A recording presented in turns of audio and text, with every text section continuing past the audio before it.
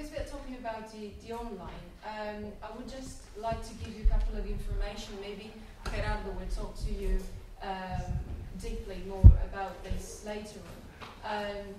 First of all, well, the OTAs, according to the main, what do you call it, agency tracking the trends of the market, the OTA is still the channel that cover the most of the reservation online. OTA is online travel agency, and well, this is very very clear. Hoteliers and marketers invest every day more on advertising online, and according to the statistics, the 69% of the hoteliers believe that the online channel is the most beneficial in terms of return on investment. By the way, these statistics I'm going to show you are not based on figures that we internally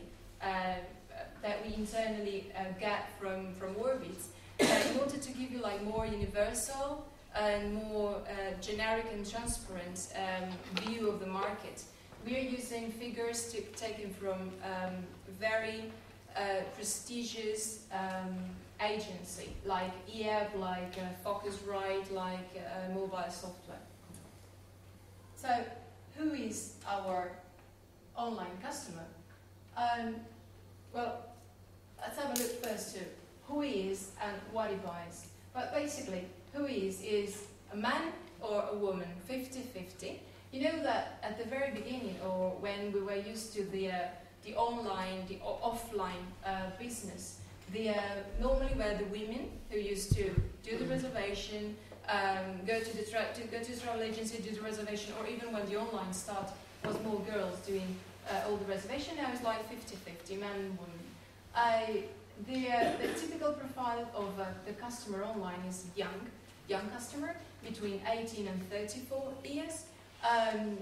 Actually, we should divide it between 18 and 25, and then 26-34 is like two different kind of behaviors, of attitude. But as an all, 18-34 is the most frequent client online, and is the one that is increasing his reservation, and the one that is increasing the money he invests on buying online. Also, the typical new online customer is someone that is very interested in social media and use lots of mobile application, as for instance Patrick said. He travel basically with one adult person, which can be his partner, for instance, or it can be a friend. It's not that we don't have family traveling online or booking online, but the main profile is two adults, or, well, in the second ranking we would have one single person traveling, and then we have two people with one kid. Actually, if we ever look to the family situation of the typical online traveler, we will find out that he has no kid, for instance. And this is quite clear, actually, if you look to the age between 18 and 34. Normally, people doesn't have kids yet, so makes perfect sense. What does he buy? Well, mainly hotel and flight. We know for sure that, for instance, they rent lots of cars online, but still the main product is hotel and flight, and every day more hotel plus flight together like a package. He buys 2 or 3 travel per year, and I think this is quite an interesting data. We are seeing like a change in the trend. You know that like 1 year ago, people used to do short travel many times a year. Well, many times, let's say 3-4 times a year. But now we are seeing that they are doing like less travel but longer stay, which is quite interesting. Even this is, if this is a generic figure, I have to say that in Orbitz we can absolutely agree on this. We can see that people stay longer, which is quite good for us. And the other interesting bit is that people used to travel more to other European countries, which is very good for Spain, for instance. You know that English people, for instance, and German people, they've always traveled a lot abroad because of the climate, of temperature, etc. But the French too, they are traveling a lot more outside the country, which is very interesting for Spain being closed. And why is that? Well, basically, we know that the political situation, economic situation, it always influences a lot. And we know that now French, for instance, they are living like an extremely positive period. Very stable, very positive, and they're traveling a lot. But I don't know, maybe Patrick could say, because you're coming from a French, basically, company, but we see that. The English, well, they still travel a lot, but they're more on a, let's say, pessimistic stage of their economic area, and the Germans quite stable, not more, not less, quite stable, doing quite good, of course, and doing quite good for Spain too. But we have to take into consideration that we need to stay focused on new emerging markets. For instance, the Russian one is a very big one. The Chinese one is growing a lot too. And, of course, the French. You will see in a few other slides that the French market is getting more and more interesting for us. Right, we saw who and what. Let's see where they buy. So, we need to separate between where people look to select or to decide what to buy, and where they really, at the end of the day, they buy the product. So, according to Focusrite, for instance, we can see that in terms of, well, this is all about European customers, right? So, when they are looking for selecting or deciding where to go, they start in first place. We would see the search engine, right? Buscadores de viajes. Then we have the OTAs, the online travel agency, and then we have the direct page of the provider, which can be the car rental, which can be the hotelier, for instance, which is not bad. I mean, it's not like being on the third ranking. It's not bad at all. But then, if you look to when the customer really decides to buy, then on the first place we have the online travel agency, and basically is the same online travel agency that they use to select and to compare the price. And then we have the other way around. We have the page, the direct page of the provider, and then we have the search engine.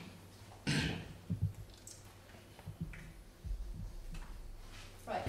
Why did I buy this? Patrick covered that, for instance.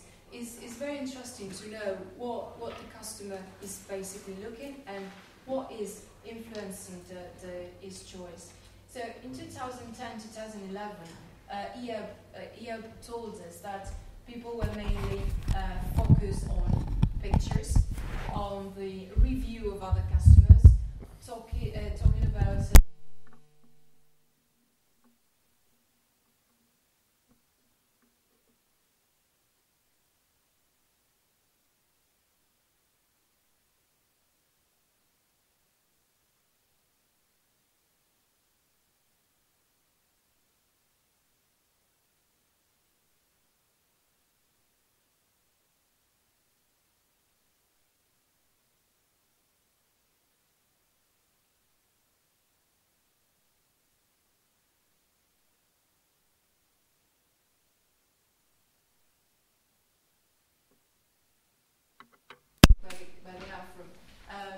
consider the review of another user very relevant to decide which product to buy.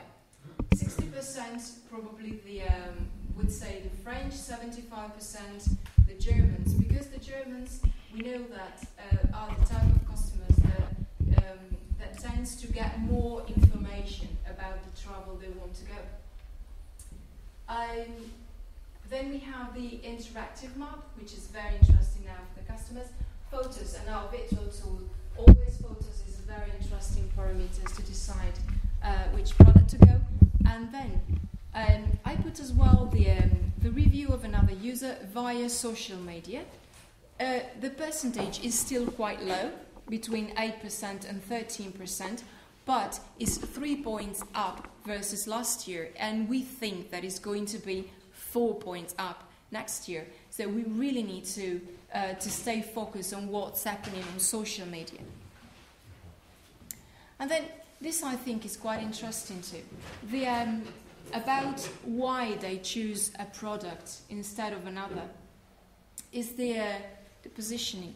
So how the positioning of a hotel influences the choice of a customer.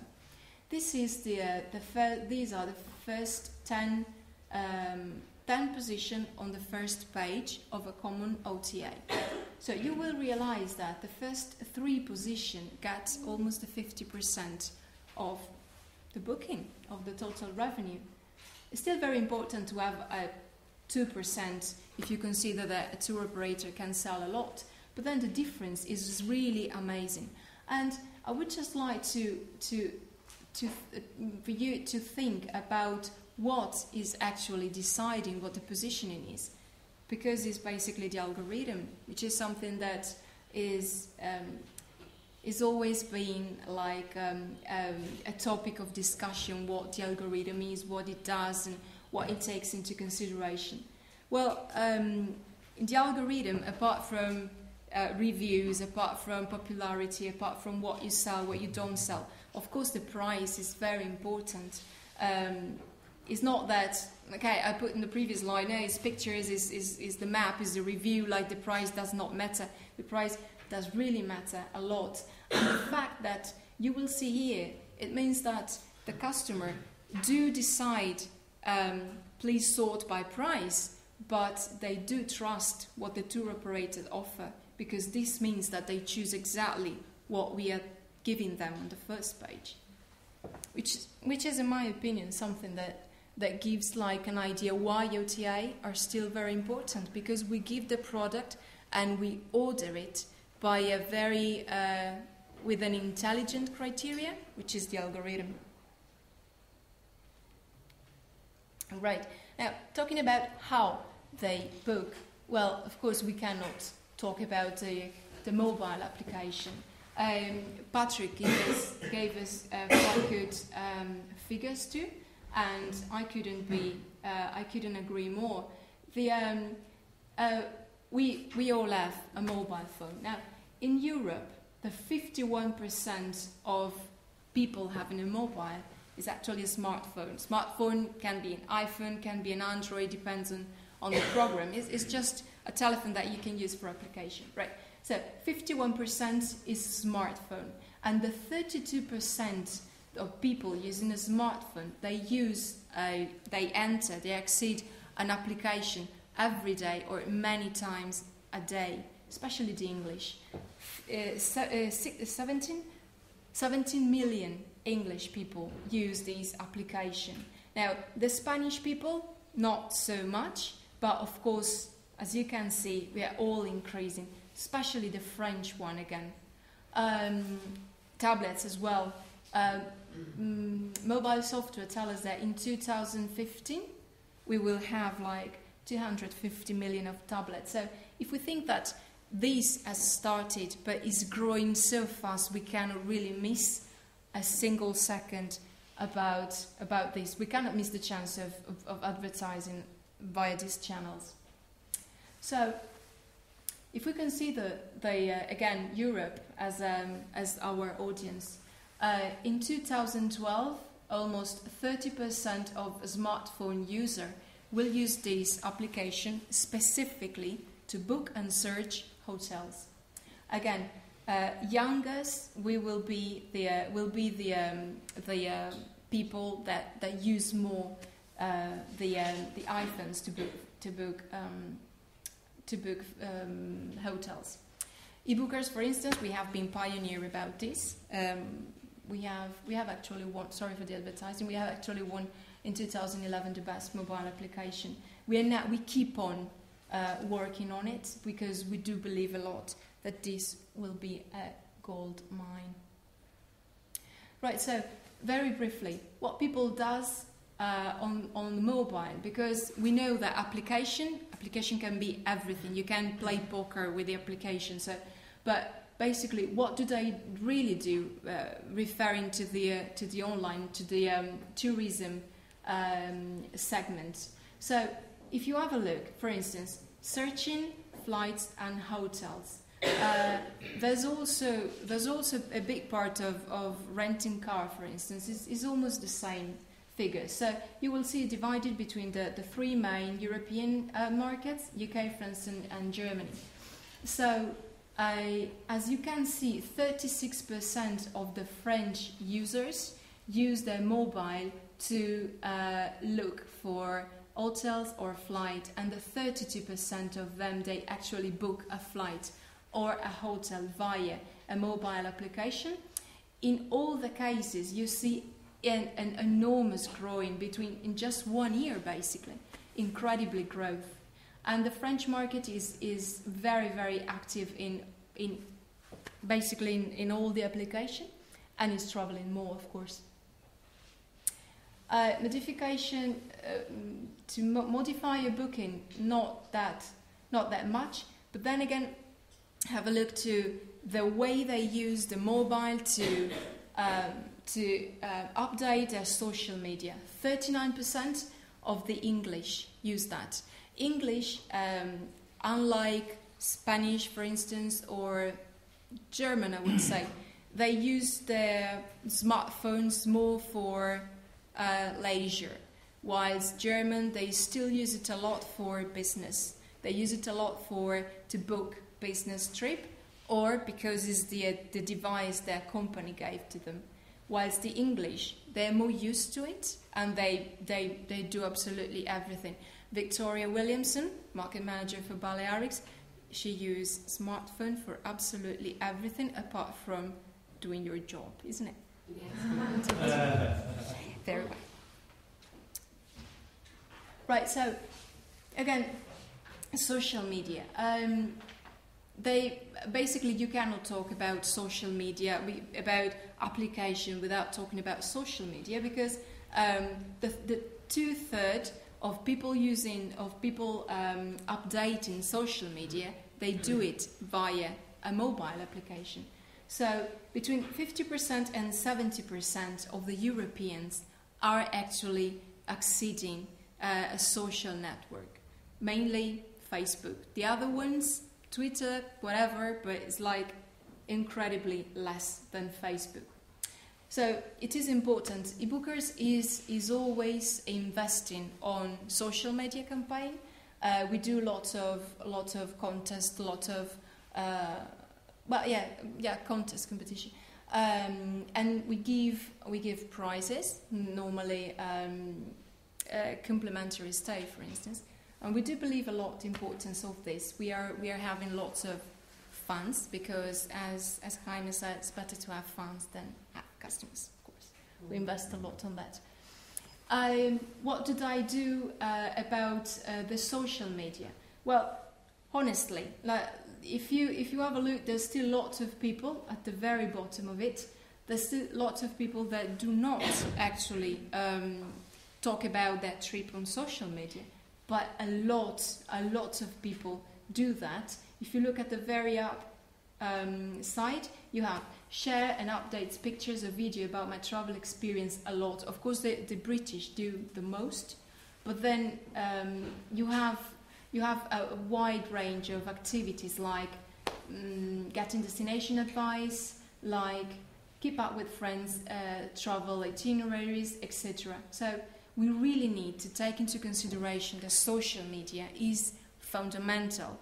And via an OTA, you can actually have a very, very big private access to social media, and have lots of people just talking about your product, just selecting it, just because it's on there. So basically, just to wrap up and end, I would like to keep this mainly information. So, first of all, the Europeans are traveling a lot, and every day more they're traveling online. We have more more markets rather than the traditional one to think of, the French ones, the Nordics one. They're traveling a lot. They're apparently crisis-proof. So just keep up thinking a bit out of the box to other markets.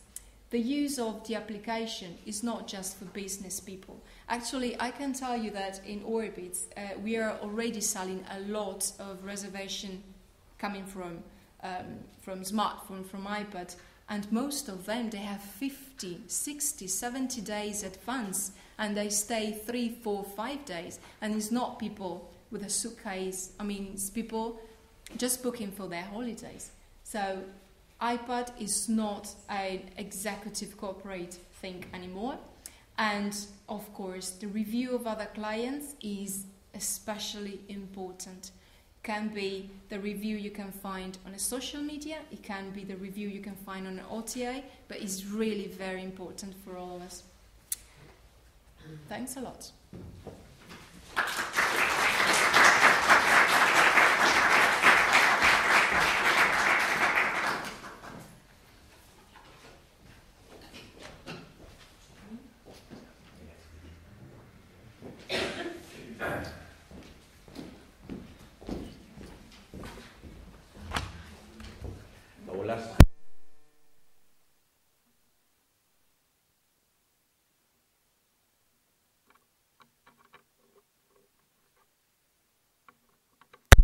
Déjame que no hay presentation aquí ni nada. Sí, esa sensación me da. La de atrás creo que es la tuya. ¿Sí? Pasa a la izquierda.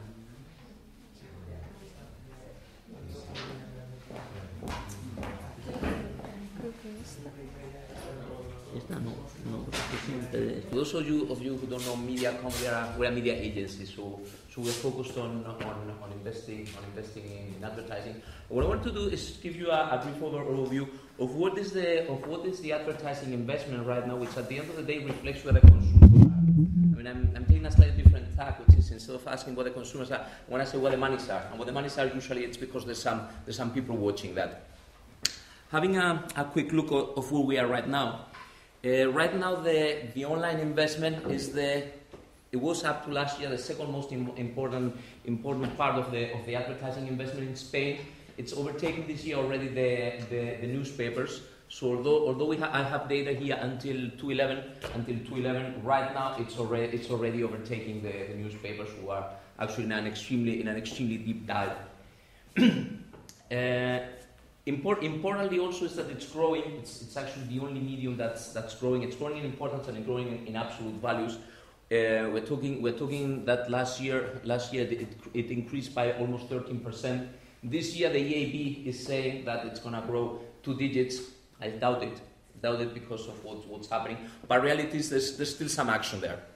Now, having a look of what's actually happening within the investment, we're talking about a total market which is roughly 900 million euros,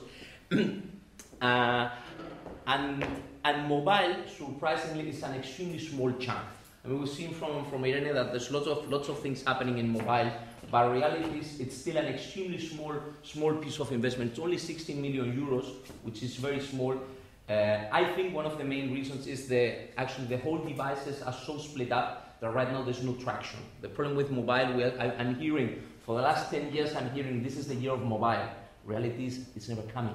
It's never coming. This year, people are saying that it was last year because finally we have Google going in. We have finally the distribution of the mobile phones, but reality is it's not taking hold. There's lots of things happening, lots of people using it, but it's got a lot of problems in terms of usability, in terms of timing of access, and in terms of devices. Another important thing is the whole issue with search. As you see on the right-hand side, roughly search is half of the market. But for the first year, last year, display started growing again. I mean, when I'm talking search, I'm talking mainly Google. Right now, Google is planning of going into the Google Travel, and Google Travel, because it's gonna drive out lots of people out of the market. Basically, their internal view has been, now we've gathered all the information you as users and you as consumers and you as website have created. Now I got it. Now I'm gonna say that by myself. So big trouble coming. But reality is, it seems to have reached a limit, and right now display is growing again. For the last year, display actually wasn't having such a good performance, but right now look like search has reached a limit. Although there's new ways of searching. Right now, there's lots of search going on YouTube, which didn't happen before. Right now, many people are using both YouTube and other social networks as search engines, which before didn't happen.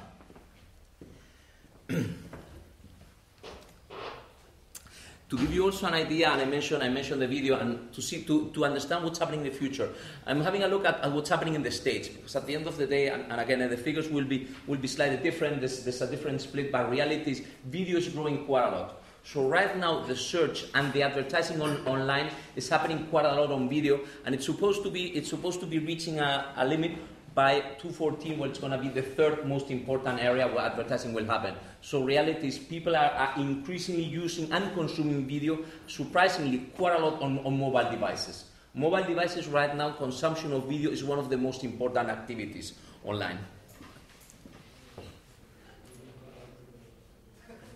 Again, having also a look at different sources within the States, what you can see is that social media and mobile marketing are still relatively small, not only relatively small, but also with relatively limited growth rates. Today was the IPO of Facebook, and the day before, General Motors pulled all the advertising from Facebook because they said it wasn't effective. So that's been an extremely big hit. I haven't seen how it's doing right now. I checked it a while ago. They are supposing to be raising over 100 billion euros. I doubt it, but reality is the effectiveness of social media is limited. Again, most importantly, it's limited to how creative you are. The problem is, if you are not able to create something compelling and engaging with consumers, it's not going to be working. And that's the reality, and that's the main problem in all those things. I mean, you can pour money wherever you want. If you're not able to create a compelling business experience or business proposal, it's not happening, and it's not going to be working at all. Now, who's to blame for all this? And again, luckily we had Irene already here, because it's really the consumer. I mean, this has been already, everything has happened, so thanks very much, because it was extremely helpful. So we are over this. But reality is, this is what people are doing. I mean, we can do whatever we want. We can go wherever we want. But if consumers are not doing it, it's not gonna be helpful. It's not gonna be working. And reality is, at one point, somebody's gonna find out, and I'm gonna talk right now how to measure this, and stop going there. Some data, and again, I won't go too much into it. But reality is, consumption of mobile phones right now is 30%. According to statistics, by 2015, 2016, it's going to be the device where there's going to be the largest access to the internet over the desktops, with completely different user experience. So get prepared for that, because the moment you do this, less time on the screen, much more simple way of navigation, and definitely a completely different layout of websites. So if this is not able, and there's not a proposal on this, the only thing we'll have, and this is the problem we have right now, is most of the websites on mobile phones are simply an extension, are simply not usable. I mean, you can't navigate a website that's not mobile phone enabled, even with a large screen. As I said before, important thing is, you gotta engage with consumers. If you're not able to create a compelling content, you can do one transaction, but at the end of the day, what you want to do is to have a recurring business. If you don't have a recurring business, it's not working, because one transaction, I would say it's relatively easy. But the problem is how to engage consumers. And especially, given right now the environment we have, everything needs to be accounted. So you start investing money, you need to measure what are you doing and how to account for all the money, what is the return on investment, which right now, and I'm surprised to say this, I'm seeing. I'm seeing. Let's do things.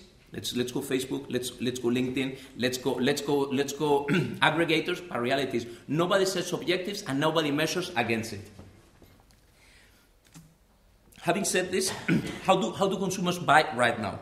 Before, it was relatively easy. You had one person, or one company shouting, the consumers watching it. That was it. Right now, it's slightly more complex, for the simple reason that there's lots of different people involved in the purchase of a consumer. When you go to a consumer, you have recommendation from friends, user-generated content, competitive comparison, and peer reviews. So right now, it's not you talking to a consumer, but it's the consumer doing lots of other things before they actually decide to go and buy some things. And obviously, what this is, it has to change your whole communication plan. And in each phase of the communication plan, you have to use different tools.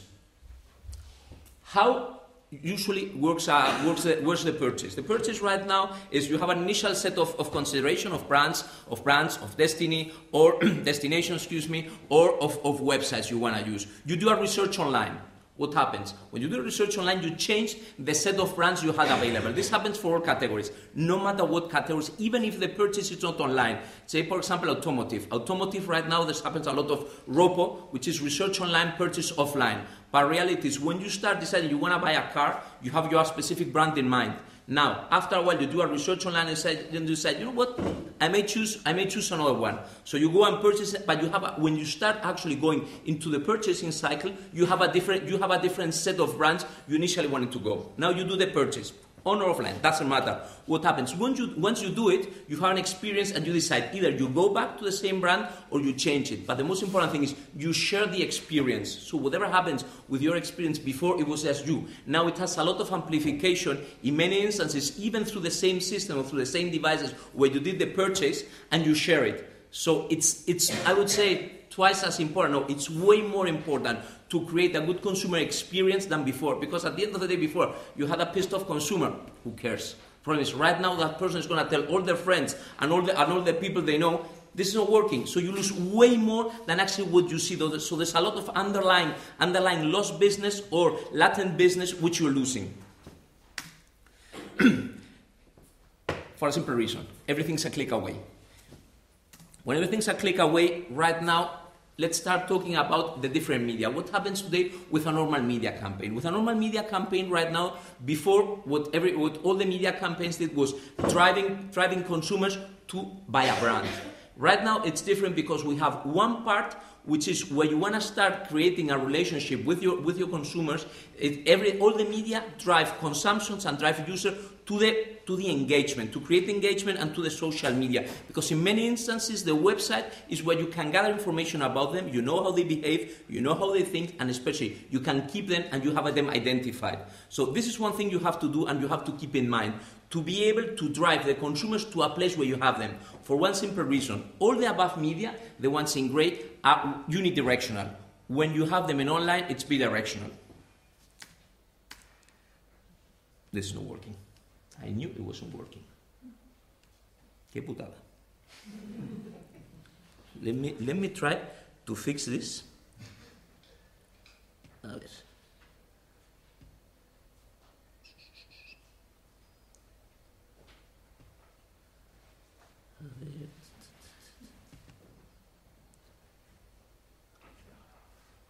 Pues no funciona.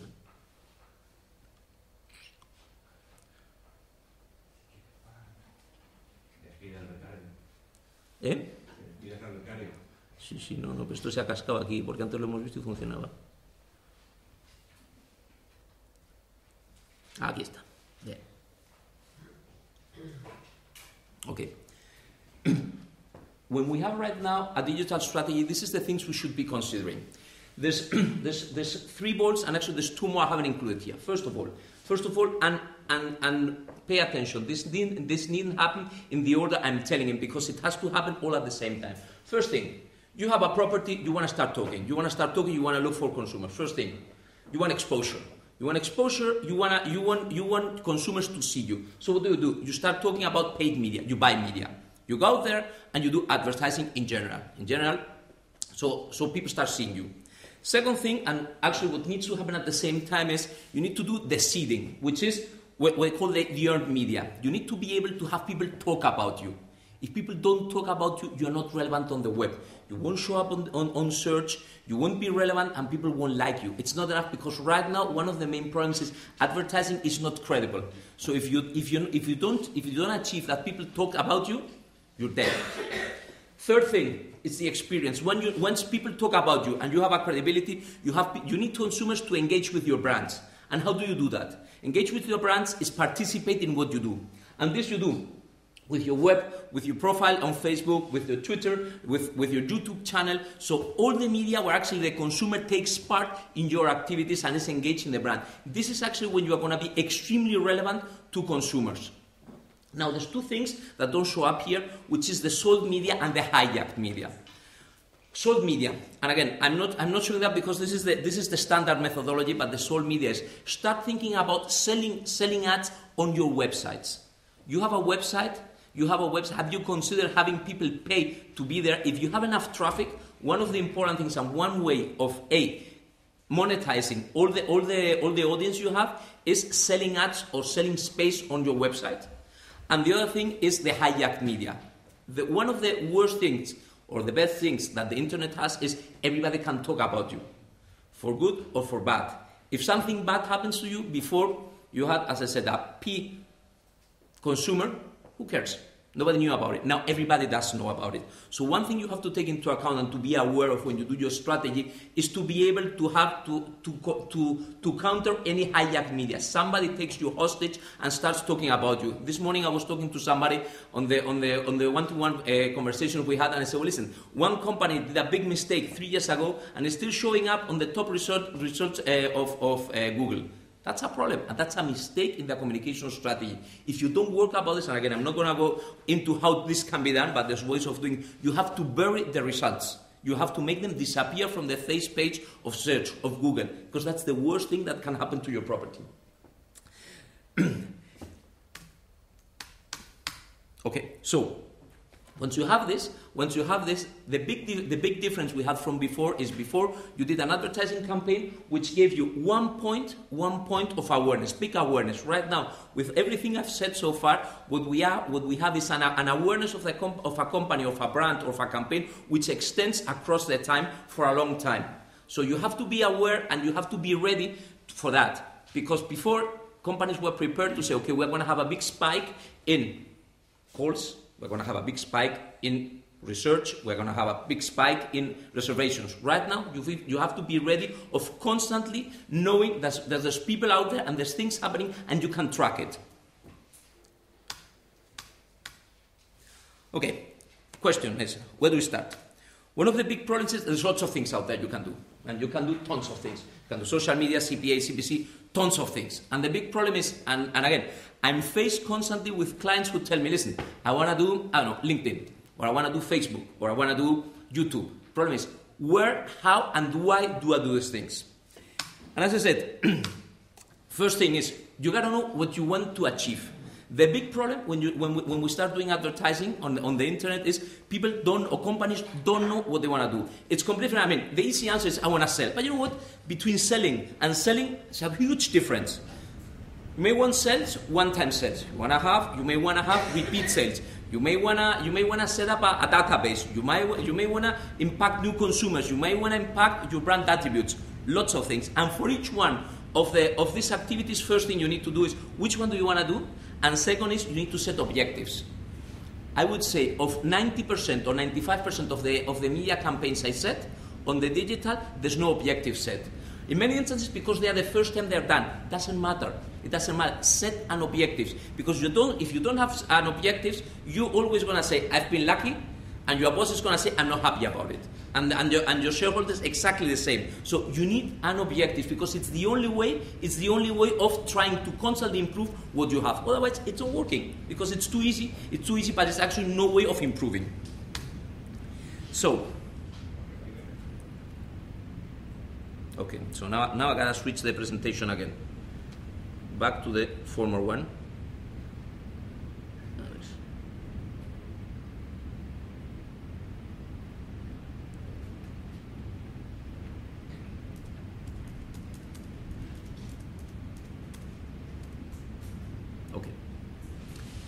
Okay.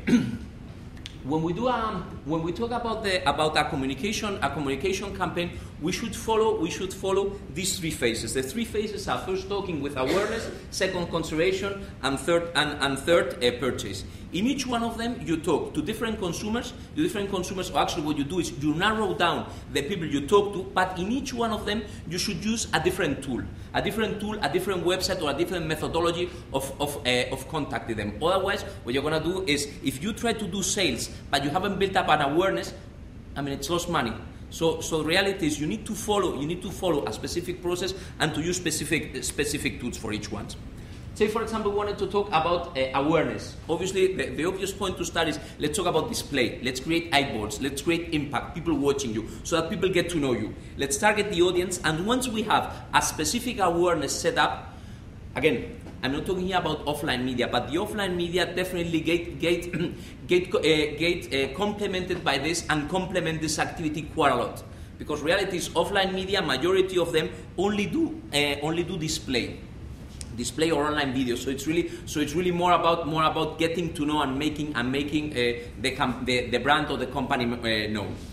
So once we have this, let's talk about consideration. What do? We go to specific media, to specific activity that will help us move the way the consumer considers our brand to a different stage. And basically for that we use mobile, SEM, blogs, and retargeting. Each one of them has advantages, but reality is all of them drive the brand closer. But actually, it's not closing the whole cycle. I mean, when I'm talking about retargeting, for those of you who are not familiar with it, it's actually putting a cookie on specific web browsers once you get in touch with them, or once they visit your site, and then actually shooting them the same advertising throughout the whole navigation. So you make sure that at different points of their history or of the way when they move along the web, they get to know and they see your brands. Once this is done, you go to the next level and say, okay, now let's close the purchase. And when we go to the purchase, actually we have to do a different methodology, which is the direct response. All the methodologies or all the approaches based on direct response. Otherwise, if you use them, of course you can use them at different things, but reality is you can use them, but they won't be as effective as they should be. And the advantage is all this thing is crossed with social media and constantly gives a feedback to where you stand and what consumers think about you and how effective this is. So once this is done, there's a lot of things to measure. And again, this ties back to the origin, which is what objectives did you want to achieve? If you wanna reach awareness, you have to measure the coverage with a tracking of ComScore. You can do the branding, with a brand effectiveness research. Again, use a tool to measure what you have. If you don't measure what you don't have, you're never going to get there. I mean, it's going to be a lot of intuition. And what they try to transmit here is, let's not go with intuition out of a gut feeling. You want to go about consideration. Let's talk about what is the engagement, or how is the consumer positively or negatively engaged across a brand. And for that, there's lots of things that can be measured. We can measure clicks, CTR, fans on a Facebook page, seen videos, lots of things there. Reputation online. Again, what do consumers think about you? There's a lot of buzz analysis tools that tell you how your brand is doing, and for that you need to know what do you wanna achieve. And finally, when you go about purchasing, the purchasing is not only doing the sale. Again, there's lots of purchases, as I said before. One of them is, what is the intention to purchase? The intention to purchase can be download a brochure or getting information about something, especially in categories when there's a lot of offline purchasing at the end of the day. And then obviously you can go to CPA, which is actually measuring the actual purchase. So, having said this, and having been through all this journey, I would say, all in all, there's three things to remember. When we talk about consumers, the important thing is contact them and engage them. Make something interesting for them. If you don't make interesting things for them in two senses, in terms of giving them a compelling reason to work with you, or giving them a compelling reason just to stay with you and to be interested in you, create content for them. We talk about communication, important thing. Define objectives. What are the metrics? What is exactly the tools you're going to use? And finally, measure the results. In many instances, we are so tied up in doing campaigns that once the campaign is finished, we finish and we don't even do a post-mortem analysis of the campaign. And finally, and most important thing I haven't touched on so far, organizations are not ready for this. Make your organization ready for this. If you get information, you get results, do something about them. Don't sweat it out. Just do something for them and have an organization that can react to what you get and to the information you get. Thank you very much.